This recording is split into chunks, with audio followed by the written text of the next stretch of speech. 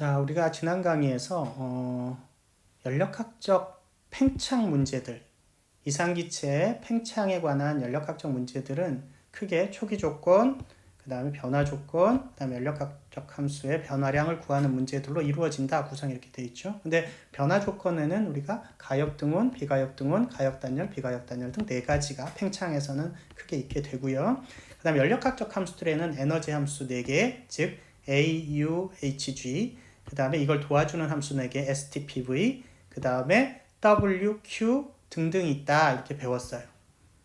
그래서 문제를 굉장히 많이 낼 수 있는데 이런 식으로 예를 들어서 뭐 가역 등원 팽창을 시켰을 때 델타 U를 구하여라. 가역 단열 팽창을 했을 때 델타 S를 구하여라. 뭐 이런 식으로 문제를 되게 많이 낼 수 있고 그것들이 문제 조건에 따라서 다른 식들을 적용해야 되니까 생각보다 문제를 푸는 게 굉장히 쉽지 않다. 모든 식들을 다 외우기도 어렵고 그런 문제들이 늘 발생해서 공부를 열심히 하다가 중간에 포기하는 경우가 많이 발생하게 돼서 이걸 조금 더 이제 쉽게 이해를 하기 위해서 우선 첫 번째는 그러면 변화의 조건에 관계없이 팽창의 조건에 관계없이 언제나 써도 되는 식들은 없을까? 라는 생각으로선 한번 해보게 되죠. 그래서 이번 시간에는 변화의 조건에 관계없이 언제나 써도 되는 식들은 무엇이 있을까? 한번 우선 정리를 해보도록 하겠습니다.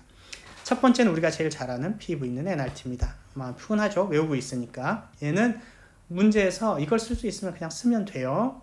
자, 두 번째, TU는 즉 내부 에너지의 변화는 dQ 더하기 dW로 표시된다. 그래서 내부 에너지를 미세하게 변화시키고 싶으면 열을 가해주던지 일을 해주던지 하면 됩니다. 그럼 나의 에너지가 증가하게 됩니다. 그죠? 시스템의 에너지가. 그래서 DU는 dQ 더하기 dW 이렇게 쓸 수 있습니다. 이거를 조금 더 확장하면 델타 U는 Q 더하기 W다 이렇게 쓸 수 있는데 이렇게 식으로 외워도 됩니다. 델타 U는 Q 더하기 W. 이때 Q와 W는 델타 Q 더하기 델타 W 이런 식으로 델타를 쓰지 않습니다. 왜? Q와 W는 얘는 경로함수이기 때문에 그렇죠. 경로함수라서 델타를 쓰지는 못합니다. D는 쓸 수 있어요. 미세량의 변화량, 미세한 변화는 가능하지만 초기와 끝이 정해졌다고 해서 델타를 결정할 수 있는 건 아니다. 그래서 DU는 DQ 더하기 DW로 써도 되지만 델타 U는 Q 더하기 W로 써야 된다. 요거는 언제나 써도 되는 식입니다. 물론 이제 팽창 이외에 전기적인 일이 들어간다든가 화학적인 에너지가 들어간다든가 하면 꼭 맞는 건 아니지만 우선 우리가 다루는 팽창 문제에 있어서는 그냥 써도 됩니다. 자, dW의 정의는 마이너스 px dv로 정의됩니다.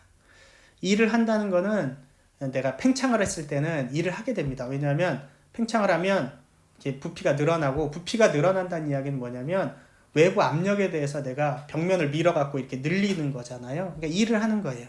그래서 일의 개념은 부피가 늘어난 만큼 일을 한 거라서 DV랑 관계가 있고요. 그 다음에 외부 압력에 대해서 일을 하기 때문에 외부 압력에 대항해서 일을 하기 때문에 외부 압력인 PEX가 들어갑니다. External Pressure, 외부 압력에 대해서.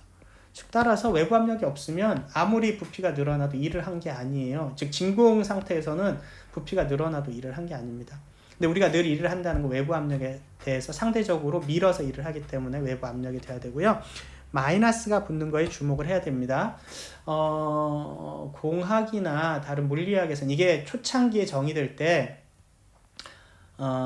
일의 정의를 어떻게 하느냐에 따라서 조금 부호의 개념에 약간 차이가 있었어요. 그래서 화학에서는 마이너스로 정의하는데 딴 데서는 플러스로 정의합니다. 즉 화학은 어떤 입장이냐면 나의 내부 에너지가 늘어나면 언제나 플러스, 에너지가 줄어들면 언제나 마이너스 이렇게 정의합니다. 그러다 보니까 내가 팽창을 했어요. 팽창을 하면 dV가 늘어난 거죠. 델타 V가 늘어난 겁니다. 부피가 늘어나죠. 부피가 늘어났다면 나는 일을 했으니까 힘들죠. 그러니까 나의 에너지는 줄어야 되죠. 그래서 에너지 차원에서 생각한다면 부피가 늘어나면 에너지가 주는 겁니다. 즉 부호가 반대라는 거죠. 따라서 dV가 플러스일 때 dW가 마이너스 값이 나오도록 만들어준 겁니다. 왜냐하면 이 dW의 개념이 내가 시스템의 에너지가 증가했느냐 안 했느냐로 정의되기 때문에 그렇습니다. 그래서 부피가 늘어나면 에너지가 마이너스, 그래서 마이너스 px dv로 정의하죠. 근데 이제 공학이나 어떤 다른 학문에서는 가끔 내가 한 일을 플러스로 정의하는 데도 있어요. 그런 데는 마찬가지로 틀리진 않습니다. 그런 데는 델타 U가 Q-W로 정의하고 W 자체의 정의를 PX DV로 정의하기 때문에 어차피 같긴 한데 부호의 책마다 부호의 노테이션이 조금 틀릴 수가 있으니까 그건 헷갈리지 마시고요. 우리가 다루는 거는 우리는 어떤 걸 기준으로 가냐면 나의 에너지가 늘어나면 무조건 플러스, 나의 에너지가 줄어들면 마이너스, 그런 개념에서 DW는 마이너스 PX DV로 정의가 됩니다. 자, 그 다음에 중요한 두 개의 식 중에 DU하고 DH는 DV는 CVDT, DH는 CPDT가 있습니다. 이건 당연히 정의에서 왔죠. 어떤 정의에서 왔냐면 CV의 정의가 라운드 T분의 라운드 U V에서 왔고요. 얘의 정의도 CP의 정의도 라운드 T분의 라운드 H의 P에서 왔기 때문에 이 식을 잘 보면 DU는 CVDT가 될 수밖에 없죠. 이렇게 해서 온식입니다. 마찬가지로 DH는 CPDT가 됩니다. CV하고 CP가 온도에 관계없는 상수라면 이상기체는 그렇습니다. 이상기체에 대해서는 자연스럽게 델타 U가 CV 델타 T가 되고요. 델타 H는 CP 델타 T가 됩니다. 이 식은 늘 써도 되는 식입니다.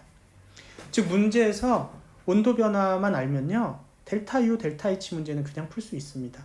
온도 변화를 알면 거기에다가 열용량 CV 값만 곱하면 델타 U가 되고요.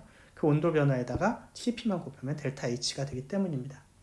그리고 가역, 단열이든 뭐 비가역, 단열이든 가역 등원이든 비가역 등원이든 언제나 쓸 수 있는 식입니다. 그러니까 문제에서 그렇게 주면 뭐 그냥 거저 먹는 건데 물론 문제에서 이걸로 풀 수 있는 식이 그렇게 많지는 않습니다. 문제가. 왜냐하면 팽창 문제는 대부분 부피의 변화를 주지 온도의 변화를 주지는 않거든요. 온도의 변화를 준다면 델타 T로 바로 풀면 되는데 대개 델타 V를 주지 델타 T를 주지 않으니까 뭐 그렇게 풀 수는 없지만 우연치 않게 델타 T를 구할 수 있다면 여기다가 집어넣으면 문제를 푸는 데는 전혀 문제가 없습니다. 늘 맞는 식이다.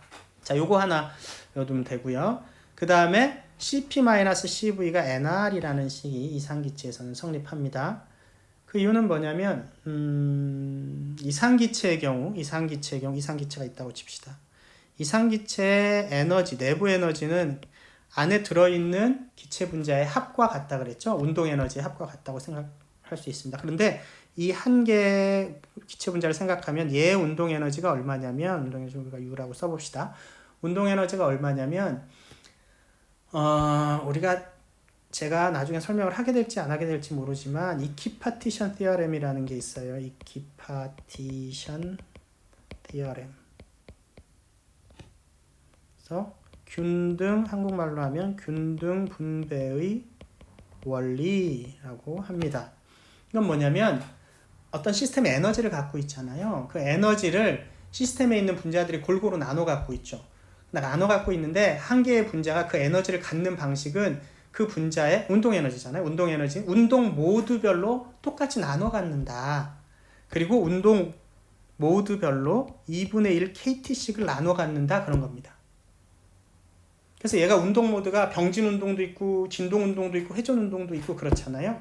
그러니까 그것들을 하는 모든 운동들이 있으면 이거 운동 모드라고 하거든요. 걔네들마다 똑같이 나눠준다는 거예요. 내가 100의 에너지를 갖고 있는데 운동 모드가 5개가 있으면 20씩 골고루 나눠준다 하는 게 이키파티션 티어렘입니다.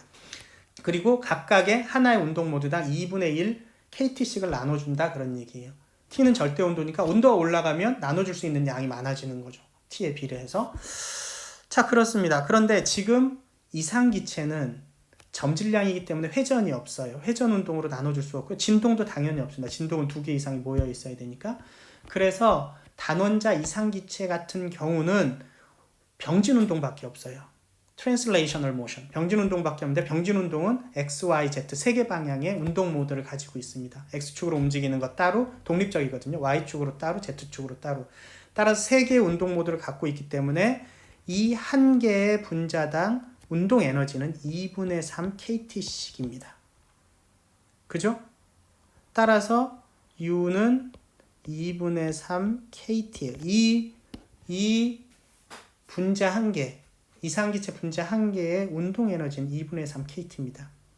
그러면 이 이상기체가 지금 1몰이 있다면 아보가드로의 수를 곱하면 되겠네요. 그죠? 1몰의 운동 에너지는 2분의 3 N A 아보가드로의 수 KT가 됩니다. 근데 우리가 외웠던 식 중에 NK가 뭐랑 같다고 배운 적이 있냐면 NR과 같다고 배운 적이 있거든요. 그죠? 기억나실지 모르겠지만 모르시면 첫 번째 강의 한번 보세요. 따라서 2분의 3 NRT가 됩니다. R이죠. R이 됩니다. 2분의 3 RT가 됩니다. NK가 R이죠. 따라서 2분의 3 RT가 됩니다. CV는 정의가 뭐냐면 라운드 T분의 라운드 U예요. V가 일정하고요. U를 T에 대해서 미분하면 되잖아요. 따라서 CV 값이 얼마가 되냐면 2분의 3 CVM이죠. 저게 UM이니까 CVM이 2분의 3 R이 되고요. CV는 2분의 3 NR이 됩니다. 마찬가지로 U가 UM이 2분의 3 RT일 때 HM은 얼마인지 보면 H는 U 플러스 PV의 관계를 갖고 있거든요. U는 2분의 3 NR이고요. N몰이 있으면 H는 2분의 3 NR 더하기 PV가 됩니다. PV는 NRT잖아요. 우리가 잘 알고 있는 것처럼.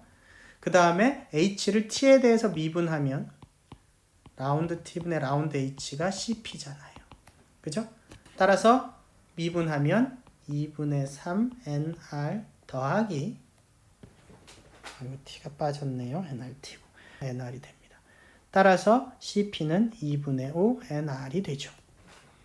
따라서 CP는 2분의 5 NR 이상기체의 경우 CV는 2분의 3 NR이 됩니다. 따라서 CP-CV는 NR이 되고 이건 언제나 써도 되는 식입니다. CP-CV는 NR은 언제나 써도 되는 식이 됩니다. 자, 그 다음에 DS는 T분의 DQ 리버시블 이렇게 쓰는 식도 역시 정의입니다. 엔트로피의 정의가 뒤에 우리가 한번 다시 설명을 하겠지만 엔트로피의 정의는 미세 엔트로피 변화의 정의는 T분의 미세 열에너지 즉 무질서도가 증가하려면 열을 가해주면 얘네들이 운동이 활발해져서 무질서도가 증가하게 됩니다. 그래서 전해지는 열하고 관계가 있는데 그 열이 어떤 열이냐면 가역 상태의 열로 정의됩니다.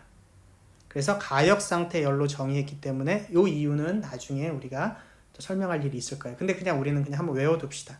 DS는 T분의 DQ 리버시블로 정의됩니다. 이 리버시블은 가역 상태를 의미합니다. 이렇게 정의됐고요. 따라서 델타 S를 구할 때 얘를 적분해서 그냥 구하면 됩니다. 이 정도까지 우리가 그냥 외워둡시다.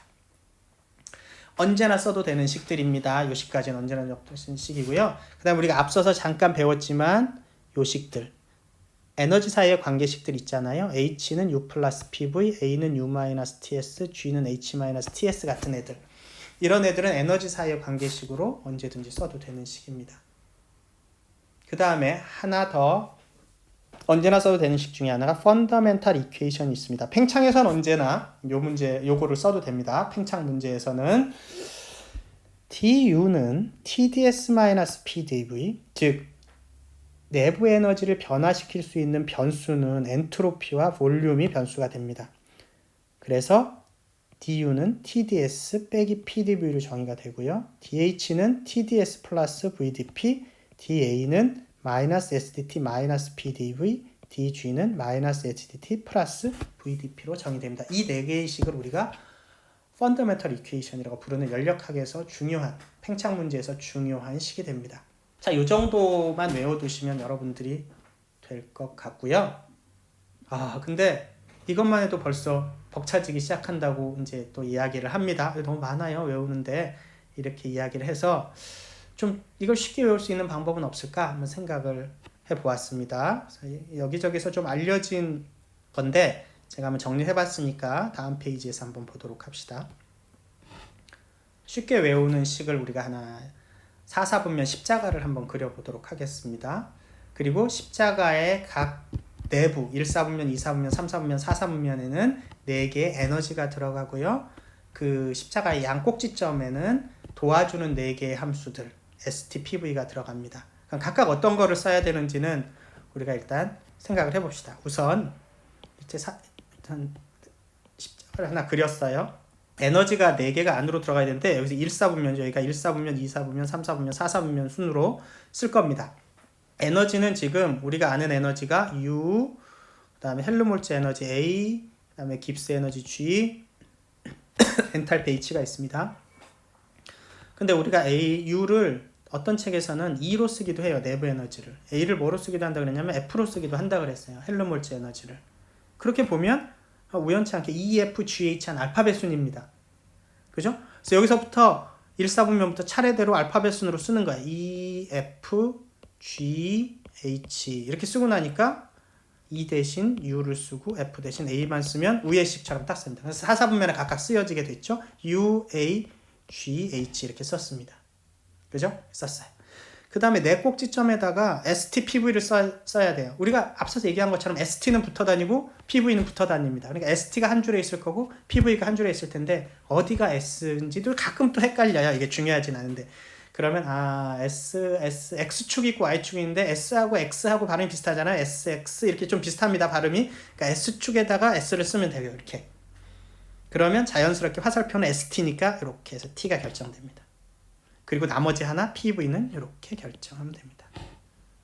자, 그리고 나면 두 번째는 이제 에너지감 관계식을 한번 살펴보겠습니다. 그래서 우리가 앞서 본 세 개의 식이 있죠. H는 U 플러스 PV 이건 이렇습니다. 자, 여기 H가 있죠. H하고 U와의 관계는 이 관계에 있죠. PV 관계에 있습니다. 그죠? H하고 U는 PV 관계에 있어요. 그런데 H는 U하고 PV 관계에 있는데 이게 화살표가 찔리면 마이너스, 안 찔리면 플러스예요. 그래서 H는 안 찔렸잖아요. 그러니까 플러스입니다. 그럼 A하고 U의 관계도 볼까요? A하고 U는 A가 여기 있고요. U가 여기 있잖아요. 둘 사이는 T, ST 관계 있잖아요. 따라서 둘 사이는 ST의 관계 있습니다. 그런데 A가 찔렸네요. 여기 찔렸잖아요. A가. 찔렸으니까 마이너스. G하고 H의 관계는 G는 여기 있고요. H는 여기인데 둘 사이는 ST의 관계 있죠? ST의 관계 있어요. 근데 G가 찔렸잖아요. 여기 마이너스가 있으니까. 따라서 얘도 마이너스. 이거 외우는 거 쉽죠? 일단 외웠습니다. 자, 두 번째는 펀더멘탈 이퀘이션이라고 부르는 이 식. 앞서서 나온 식이죠. DU는 TDS-PDV입니다. DH는 TDS-VDP고 이건 좀 어떻게 쉽게 외울 수 있는 방법이 없을까 보면 우선 U에 대해서 U가 있어요. U를 미세하게 변화시킬 수 있는 즉 U를 변화시킬 수 있는 변수는 요 두 개입니다. U를 둘러싸고 있는 S와 V 즉 DU를 만들 수 있는 거는 DS하고 DV라는 거죠. 근데 STPV는 붙어 다니니까 TSPV는 이렇게 붙어 다닌다는 거죠. 자, 그 다음에 부호만 따지면 돼요. S는 안 찔렸죠? S는 안 찔렸으니까 플러스. V 여기는 찔렸으니까 U를 기준으로 얘는 찔렸으니까 얘는 마이너스. 뭐 어렵지 않죠? 그죠? 따라서 DU는 TDS-PDV 맞습니다. DH도 한번 볼까요? DH는 H가 어디 있어요? 여기 있잖아요. 그럼 H를 미세 변화시킬 수 있는 애는 뭐냐면 얘하고 얘라는 거죠. DS하고 DP입니다. 따라서 DS, DP 이렇게 써주고요. S하고 T는 붙어 다니니까 TDS, VDP, V하고 P 붙어 다니니까 이렇게 써놓고 부호만 결정하면 됩니다. 둘 다 안 찔렸죠? 둘 다 플러스입니다. 쉽게 할 수 있겠죠? 그죠? DG만 한번 더 해볼까요? DG는 G를 변화시킬 수 있는 변수는 뭐예요? T하고 P입니다. 그죠? 따라서 DT, DP 이렇게 써놓고요. T는 S랑 붙어 다니고 P는 V랑 붙어 다닙니다. 근데 뭐만 찔렸어요? T만 찔렸습니다. T인데만 마이너스, 여긴 플러스. 쉽죠? 이렇게 외우면 됩니다. 그래서 외우는 건 큰 문제가 없겠죠. 여기까지. 네, 그래서 앞서서 우리가 에너지 간의 관계하고 펀더멘탈 이퀘이션들이 나왔는데 혹시 잊어버려도 여러분들이 요 십자가 모양을 이용해서 쉽게 다시 복구할 수 있을 것 같습니다. 자, 다음은 기본 미분이라는 것들이 가끔 보면 나오는데요. 기본 미분의 식들은 이런 식들이 있습니다. 여기 보면 여러 가지 8가지 식들이 있는데 예를 들어서 라운드 A 오버 라운드 T V는 마이너스 S 라운드 U 오버 라운드 VS는 마이너스 P 이런 식들입니다.